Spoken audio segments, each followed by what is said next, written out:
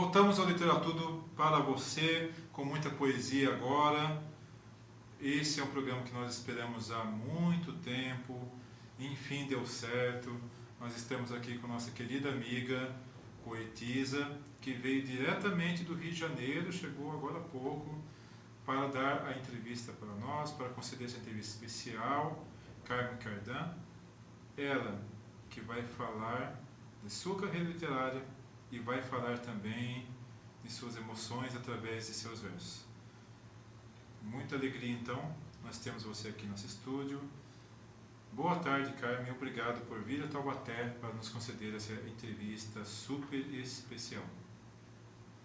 Boa tarde, Luiz. Boa tarde a todos do estúdio, a todos do programa, da TV Cidade Taubaté, que muito generosamente, muito amorosamente me recebe, abre as suas portas para mim, o que é motivo de grande honra, de grande felicidade, principalmente pelo fato de eu ser brasileira e estar estendendo as nossas sementes de poesia e de fraternidade a todos os estados do Brasil. Vamos começar então, você fazendo uma trajetória da sua carreira enquanto poetisa. Bem, eu comecei a escrever desde que me entendo por gente, se é que eu já evoluí para o nível de humanidade, né? Aos 9 anos de idade, rabisquei as minhas primeiras garatujas literárias, brincando no quintal de casa, as minhas irmãs, os meus vizinhos, amigos, colegas, todos nos reuníamos às tardes para brincar. Morávamos no subúrbio carioca, do qual tenho muitas saudades, e lá as crianças de seus folguedos infantis, como é usual, né? E de vez em quando eu sentia um pouco de dor de cabeça. Então, em vez de brincar, de ficar lá no pique-bandeira, no chicotinho queimado, brincando de carniça, de pera-uva maçã, quem é que não brincou disso aqui, né? Jogando bola de gude, rodando pneu, pulando amarelinha. Essa foi a minha infância, eu acredito que é de todos aqui. Eu ficava num cantinho quieta e ficava pensando. E os colegas, os vizinhos, as minhas irmãs vinham e diziam: Carmen, vem brincar com a gente. Eu disse: não, agora não, eu estou pensando. Pensando? Uma criança de 9 anos pensando? Agora não, agora eu estou pensando um pouquinho. Mas que tanto essa menina pensa? E eles brincavam e eu pensava. Só que eu não sabia que eu já estava mentalmente, aos 9 anos de idade, compondo os meus versos. Eu mesmo não tinha discernimento para o fato, não é, cognitivo, intelectual, que já estava em início de processo na minha mente. Num desses meus pensamentos, dessas minhas filosofias no quintal, na areia, eu estava sentada no chão, na terra, que eu gosto muito de fazer até hoje, de estar em meio à paisagem, sentir-me parte da natureza. Eu sentada no quintal, lá de casa, uma formiga veio e subiu no meu braço. Eu acho que isso já aconteceu com todos nós, ou na perna, no braço, a gente está ali integrado à paisagem, a formiga, o inseto vem e sobe no braço. E a primeira reação, eu acredito que seja uma reação unânime, é que a gente estende o braço para matar a formiga ou tirar a formiga, porque aquele bichinho está incomodando a gente. E aí surgiu o meu primeiro poema, Olhai para as Pequeninas Coisas, que eu iniciei o rascunho ali e, obviamente, depois de 1 ou 2 anos, quando tive um pouco mais de maturidade, de intelectualidade, pude desenvolver esse poema. Você quer escutar, Luiz? O que você acha, Daniela? Quero ouvir, Daniela? Olhar com certeza, nossa. Para as pequeninas coisas. Não posso tirar a vida de uma admirável formiga que passeia em meu corpo, à procura de algo, de alimento, ou mesmo até de conforto. Se ela, humildemente, em meu ser se aquece, desconhece que sou racional, ruim, dos meus pobres instintos se esquece. Por isso, passeia em mim. Se ela fosse ciente da pobreza humana, da fraqueza mundana e do meu egoísmo insensato, só aceitaria que gente fosse simples inseto somente, fosse desprezível de fato. Tão admirável e rico ser, minimáximo que nunca falha, na lida vive a se entreter. E o homem, para que trabalha? uns tantos para sobreviver, outros tantos por necessidade, muitos pelo desejo de enriquecer e alguns por forte vaidade. Mas a formiga, batalhadora, personagem real e não do artifício, do labor é a grande defensora, tem o trabalho como um vício. Hospitaleira, disposta e animada, exemplo vivo da ágil pretinha, atraindo os anciãos à meninada. Tu és uma lição, formiguinha, fonte de nobreza e paciência, a ponto de que alguém até diga: terias mais valor e sapiência se tu fosses uma formiga. Voltemos os nossos olhos para seres tão pequenininhos que transportam nas costas abrolhos de um difícil labutar entre espinhos. Para os enxergarmos, não é preciso ter um grande olhar. Então somente basta observarmos que o gostoso na vida é ser útil. Como é bom poder trabalhar, em vez de crítica e indiferença, julgando os outros seres como os apenas. Coloquemos à prova nossa crença.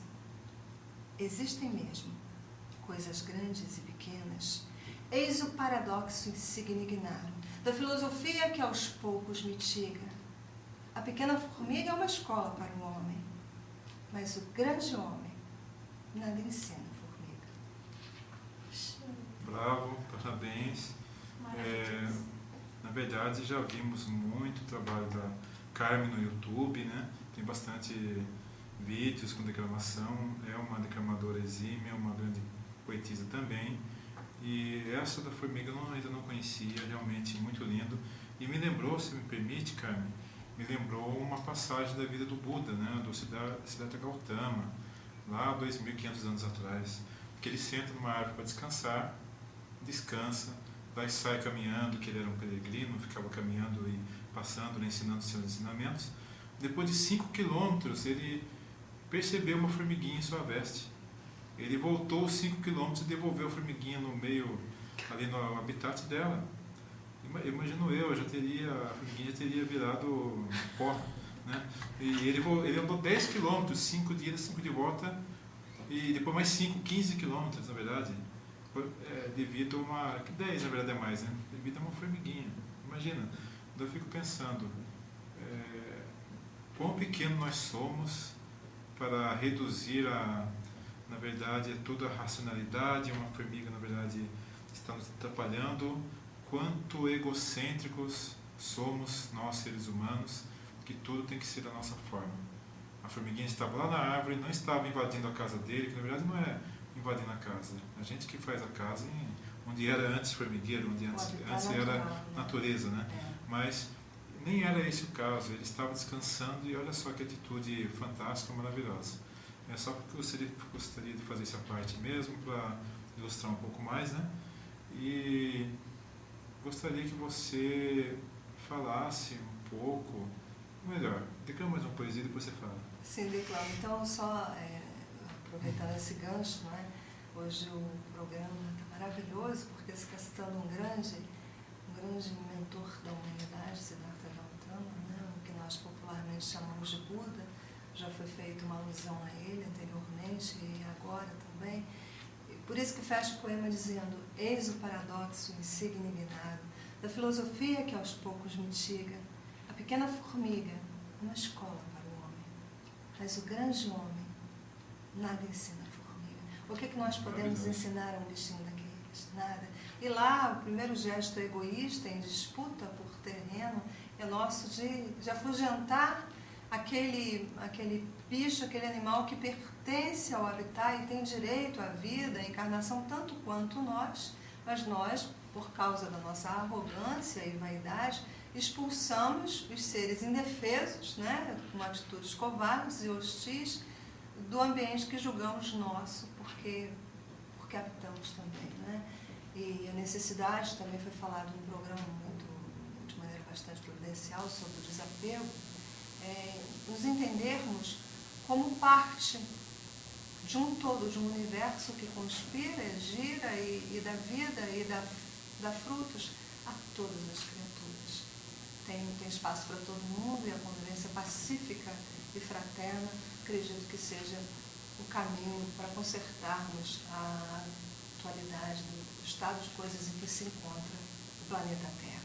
Se nem é o seu próximo, nem é o nosso próximo nós respeitamos muitas vezes, imagina uma família. É verdade, às vezes temos 3, 4, 5 pessoas a conviver conosco dentro de uma casa, qual chamamos de lar, e não temos uma interatividade, né? Não temos uma comunhão.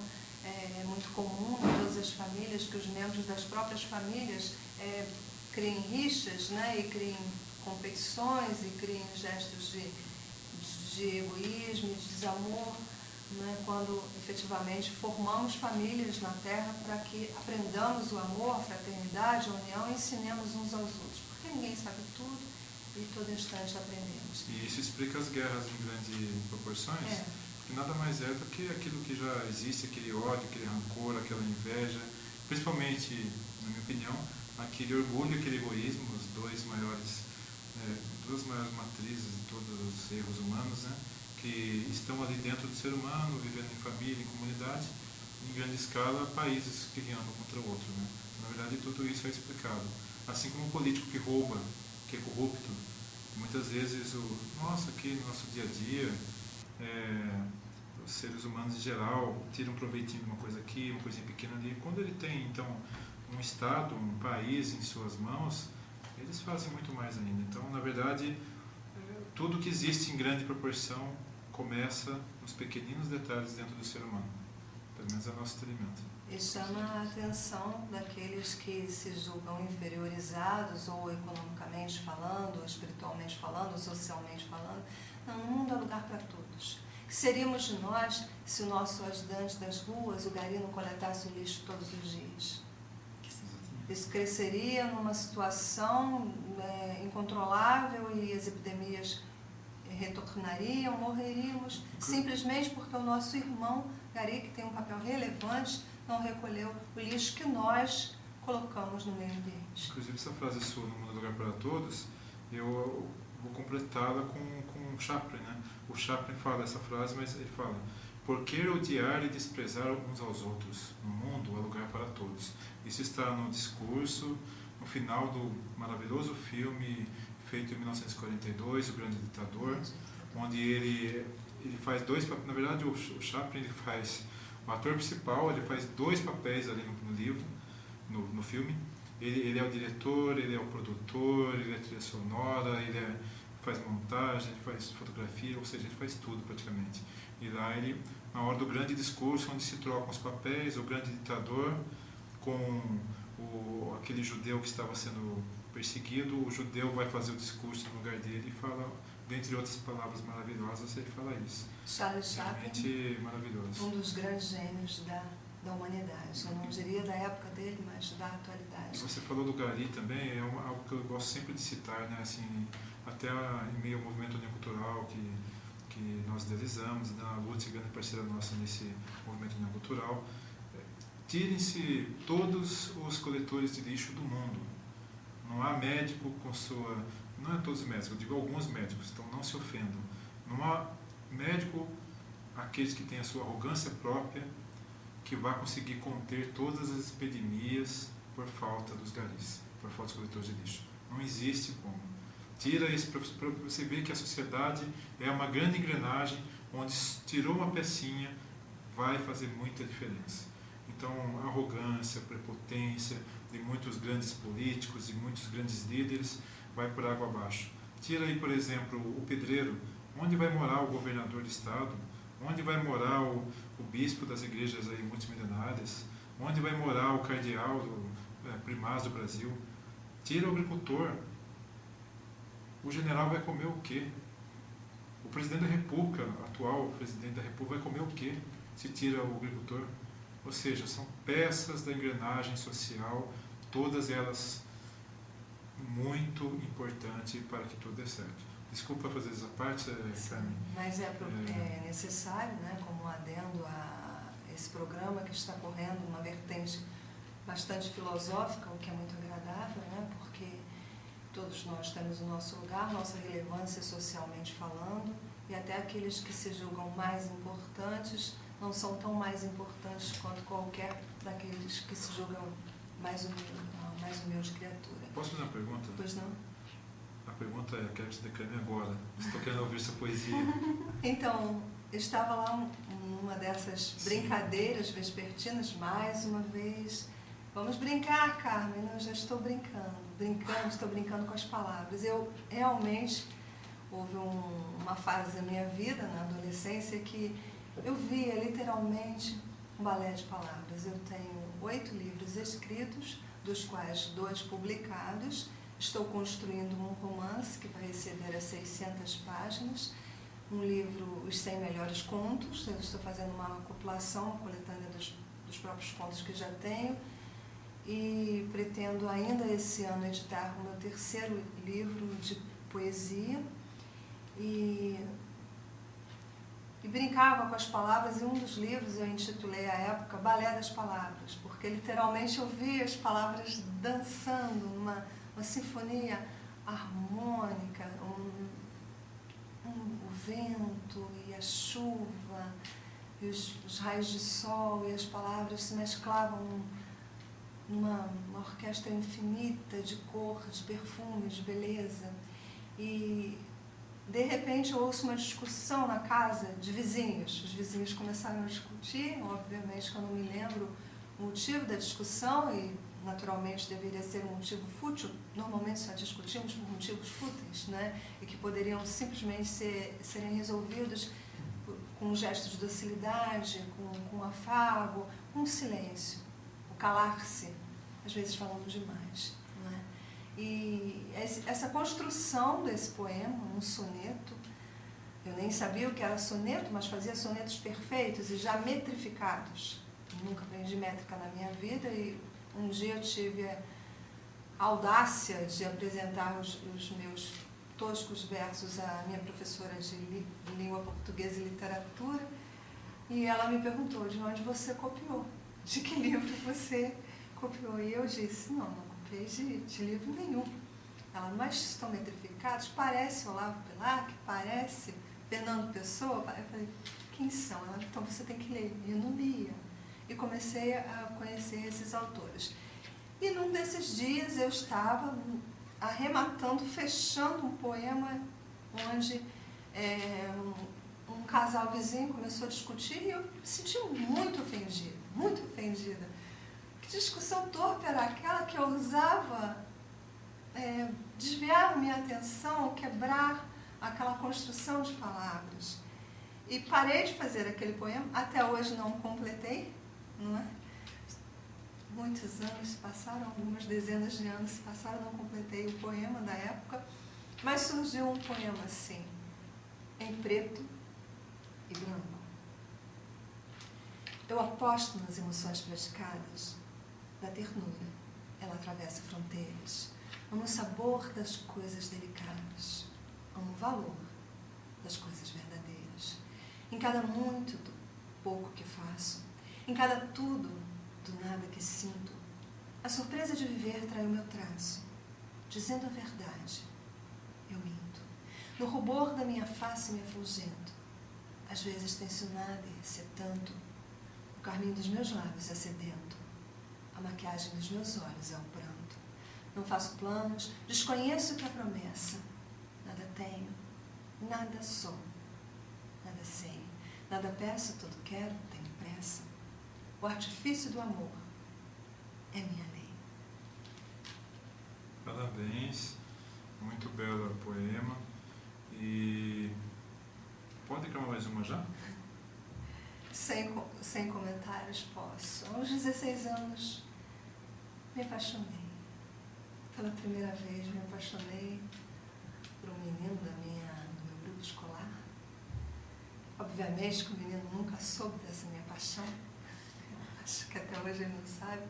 Mas foi uma fase muito fértil da minha vida, porque aqueles poemas mais pueris, mais infantis, mais inocentes, que eram dedicados às árvores, às formigas, ao amor de caráter humanitário, fraternal, começou a surgir uns versos, né? Uns escritos assim, mais voltados para o lirismo, para o meu próprio eu, em que eu exprimia um amor impossível. Ele nem sabia disso. E foi uma fase bastante prolixa, em que pude compor mais de uma centena de poemas dedicados àquele amor impossível. E num deles eu jurei amor eterno para ele, para mim mesmo, porque ele não sabia disso. E eu fiz por um momento. Ainda que o fim se dê em teu começo, e tu escapes de mim, alma fugidia, termine a noite antes de chegar o dia, um pouco do teu amor eu mereço. Dá-me uma porção do teu folho vigoroso, revista-me com a ternura que o teu espírito tem. Ah, se tu soubesses o quanto me fazes bem, o sabor dos teus lábios é delicioso. Quero estar contigo, abraçar-te longamente, antes que o tempo passe e a nossa vida mude, antes que a morte nos separe eternamente. E quando um dia restar só os destroços do passado fugaz, de ventura e juventude, verás que os melhores momentos foram os nossos. Muito bom, Carmen. Agora vamos falar com a nossa querida poetisa do Rio de Janeiro, Carmen Cardan, sobre seus livros, sobre seus projetos. O que você pode contar para a gente, a repercussão dos seus livros, o que você pretende para esse ano 2014, seus projetos, compartilhar com nossos telespectadores. Bem, o meu primeiro livro individual, Atalho para o Banquete, em sua quarta edição, já esgotada. Até foi chamada a atenção que não trouxe um exemplar dos meus livros aqui em estúdio. Eu prometo que no próximo programa trarei alguns aqui, mas se vocês desejarem dar uma olhadinha na capa, basta digitar Carmen Cardan no Google, que vocês verão todas as reportagens pelo Brasil afora e também por 22 cidades da Europa, mais precisamente Portugal, também em Paris, na França, em Barcelona, na Espanha. Atalho para o Banquete, em sua quarta edição, foi lançado na 15ª Bienal Internacional do Livro, no Rio Centro, no Rio de Janeiro, e uma produção mais modesta, de 80 páginas, o meu primeiro livro de solo, que conta com 50 poemas, e teve uma boa aceitação, uma boa repercussão. No ano seguinte, resolvi estender a poesia brasileira de Carmen Cardan até a Europa, onde tenho muitos amigos, eu diria, muitos irmãos generosos mesmo, efetivamente, e principalmente os portugueses, né, de todo Portugal, desde o norte, o Minho, até Lisboa. Eu estive em 22 cidades, fiz dezenas de apresentações.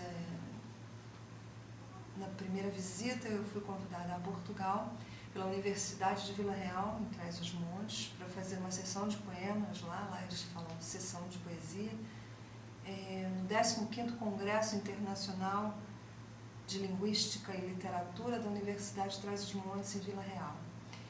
E tive uma participação de 30 minutos nesse congresso, onde recitei alguns dos meus trabalhos e falei um pouco da poesia brasileira contemporânea. Foi um momento de muita alegria, de efetiva felicidade e orgulho por eu, uma formiga, né, uma simples formiga, estar levando a poesia brasileira à Europa num congresso internacional de linguística e de literatura numa universidade tão conhecida, tanto no renome quanto a Universidade de Vila Real. A Universidade de Trás-os-Montes, também conhecida como UTAD. Fui para participar desse congresso, também fiz uma apresentação na Santa Casa da Misericórdia de Faf, uma apresentação maravilhosa. Lá eles falam, aqui nós chamamos os velhinhos, os idosos, lá eles falam os utentes, né? As pessoas que residem lá, e todo o corpo de profissionais. O sarau deu mais de 100 pessoas, entre internos e funcionários e pessoas da comunidade local. Foi maravilhoso. Também fiz um recital de apresentação dos meus trabalhos sem livro, porque não tinha livros para vender. À época já estava esgotado o meu primeiro livro, na Casa Luz Angolana, no Porto, onde tem uma uma comunidade maravilhosa de angolanos e de lusitanos também, que frequentam essa entidade, são sócios, me abriram as portas com muita felicidade, muita alegria. Fizemos um grande sarau lá, foi maravilhoso. Também em Vila Nova de Gaia, na casa Bardot, uma casa maravilhosa de espetáculos, é um castelinho. Fiz um grande sarau lá, foi maravilhoso. E um maravilhoso sarau que realmente foi repleto de pessoas, não cabia, as pessoas ficaram do lado de fora, em Vizela, na Fundação Jorge Antunes. Essa primeira viagem a Portugal era para durar 14 dias, acabou durando 30. Eu troquei o bilhete e depois outras apresentações surgiram. Eu fui para 4 apresentações agendadas já no Brasil, sabendo que ia fazer 4 apresentações. Acabei fazendo 11 apresentações. Eu não tinha nem assim, possibilidade de fazer isso, mas liguei para minha família aqui no Brasil e falei, vou ficar mais 15 dias, o que é? E acabei ficando e, graças a Deus, tudo correu muito bem. Retornei ao Brasil e falei, vou deixar meu coração em Portugal, porque eles são maravilhosos. Terras de Fernando Pessoa, terra de Luís Vaz Camões, eu, uma formiguinha brasileira, com teatros, bibliotecas, fundações, palácios abertos para eu espalhar meus humildes versos. Então, falei, vou voltar e vou fazer um novo livro e vou dedicar alguns poemas aos lusitanos e às terras lusitanas. Em 5 meses escrevi a Música das Estrelas, dessa feita com 150 páginas, já foi uma produção mais caprichada, mais humilde, mais simples, uma capa em preto e branco, em homenagem a esse poema que tem muita popularidade no Brasil e no exterior. Fiz a Música das Estrelas e fui lançar esse livro em Portugal. Esse livro foi impresso em terras de Espanha, uma gráfica espanhola, foi editado pela Edições Vercial, uma editora do Minho, portuguesa, e escrito por uma poetisa brasileira. Então, um livro composto por 3 nações, impresso em gráficas em terras de Espanha, editado por uma editora portuguesa, escrito por uma poetisa brasileira. Fiz uma tiragem de 1000 exemplares, todo mundo disse, isso é uma audácia, não vai vender, poesia não vende, ninguém vende 50, 100, consegui vender 970 livros dos 1000, ou seja, todos, né? E os outros ficaram de cortesia. Lá mesmo deixei os livros, trouxe alguns para os familiares aqui, alguns exemplares, já está no Prelo a 2ª edição. E para esse ano de 2014, pretendo, ano passado eu não pude participar por falta de espaço na agenda, essa turnê que seria inicialmente de 20 dias, estendeu para 62 dias na Europa. Fiquei fora, ausente do Brasil, por 62 dias, me apresentei em inúmeros locais, repeti alguns locais que já tinha ido anteriormente, e graças a Deus, a Música das Estrelas brasileiras brilhou no exterior também. Esse ano, talvez participe da Flip, ainda não fechei o contrato. Tenho mais 2 editores em Portugal, um Porto e uma no sul de Portugal, querendo publicar a poetisa Carmen Cardan, e mais um no norte de Portugal. Mas eu estou vendo aí o que eu consigo fazer para esse ano. Na verdade, a minha pretensão é bastante humilde, é continuar espraiando meus versos. Eu participei de 28 antologias, 12 coletâneas, 2 livros individuais e estou escrevendo em simultâneo um romance, um livro de contos e o meu novo livro de poesia. Posso te falar de uma pretensão minha nesse momento? Pois não? Ouvir mais uma poesia sua. Mais uma poesia. Você quer o quê? Uma poesia romântica? Eu acho que eu vou falar uma poesia... Quem vai escolher vai ser a Daniela Luz. Política? Não. Daniela, você vai escolher a poesia. Romântica ou política? Não. Romântica. Romântica. Romântica? Então, Romântica. bastante romântica, e eu diria até mais do que romântica. Uma poesia de ideal de fraternidade, de humanidade. Chama-se, que ganhou o primeiro lugar entre 157 mil trabalhos no concurso a nível de América Latina, Idealística, Rapsódia Idealista.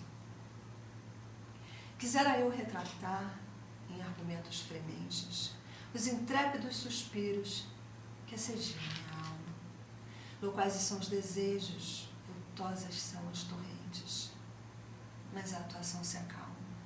Sequiosa e clamativa, assim é a minha inspiração.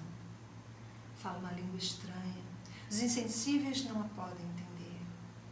A regente mor ainda é a minha emoção. Não aspiro a nenhuma façanha, só a dignidade de viver. Impulsiona-me a fé, encoraja-me um grande ideal. Dê-me, Pai, estruturas para o assumir. Dê minha vida forças para o proclamar. Defendo o congraçamento universal. A mente de cada ser, eu não a posso medir. A minha pretensão é aprender a enxergar. Mergulhei no revolver da reflexão profunda para não me perder na inquietação da dúvida. A arte de ver e ver, eu não a conheço. E nem sei de onde é oriunda. A doçura do amor não tem preço. Não existam os tesouros que comprem o caráter. Tampouco a miséria que possa menosprezar. Não seja o ser humano um covarde, um mártir, mas transforme-se, corpo e espírito, em manancial de justiça, em baluarte. Não vale a cor que tinge a pele, mas a matiz que colore a mente. Não prevaleça o partido político, mas a união para o bem comum. Não haja jamais uma religião que faça do homem um ser preconceituoso ou dissidente. Não existe inferioridade, nem acepção no sexo nenhum. Nada se perde no exercício de raciocinar. Tudo se ganha quando a verdade se quer achar. E esta ultrapassa papiros, enciclopédias ou mesmo tratados. Mestres, gurus, filósofos, ateus, pastores, mendigos, ignários, intelectuais, ricos e doutores. Reneguemos os preconceitos, as discriminações. Sejam unidos os nossos corações e os nossos ideais sejam atados. Muito obrigada.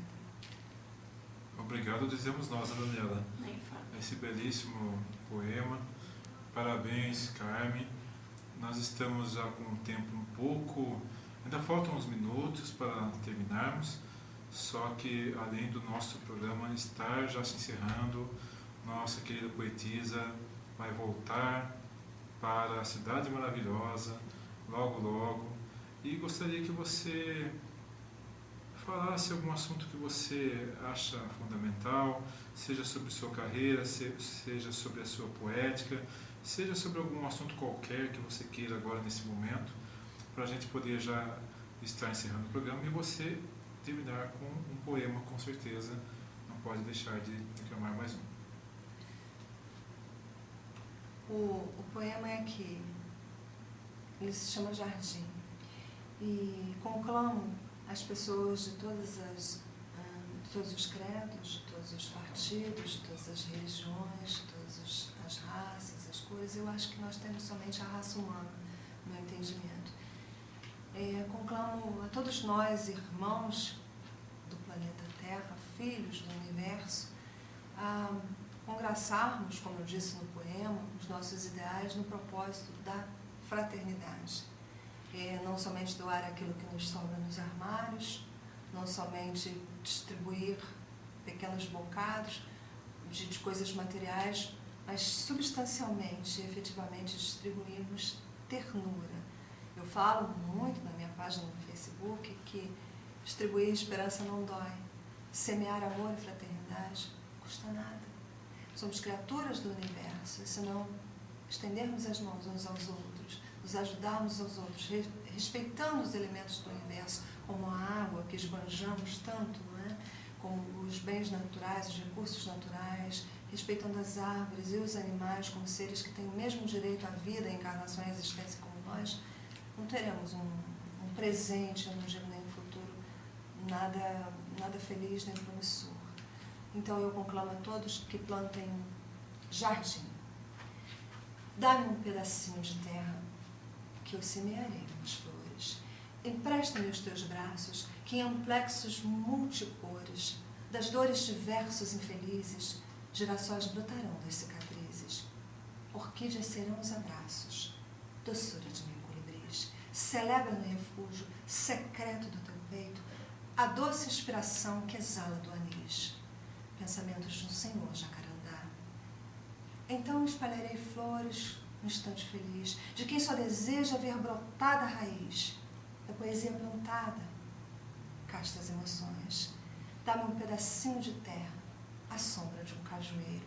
Será o palco onde semearei poesia, as flores do meu coração.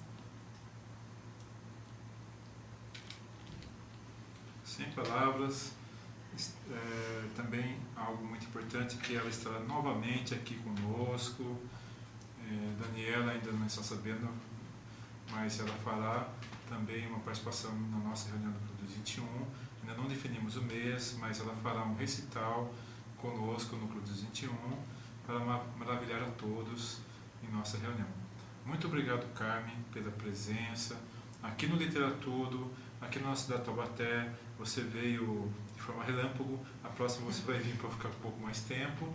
E muito felizes estamos, eu, Daniela, Literatudo, TV Cidade de Taubaté e toda a nossa região, por tê-la conosco aqui, concedendo essa entrevista, declamando seus versos e passando a sua ternura inata para todos os nossos telespectadores, para toda a nossa comunidade aqui de Taubaté, do Vale do Paraíba. Muito obrigado. Muito obrigada, TV Cidade de Taubaté, Daniela, ao Literatudo, ao Diário de Taubaté, a todos esses maravilhosos amigos que abrem as portas dessa formosa cidade ao meu coração. Prometo que volto. Muito obrigada.